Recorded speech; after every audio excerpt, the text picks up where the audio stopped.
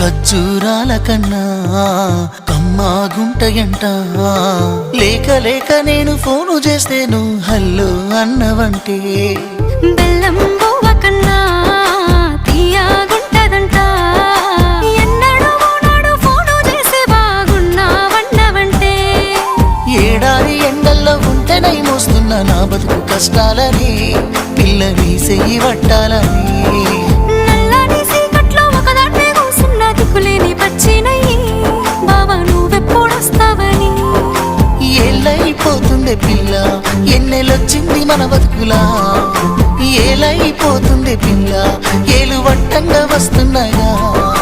ఇన్నాళ్ళ ఎడబాటు ఎడవాసిపోతుందిలే.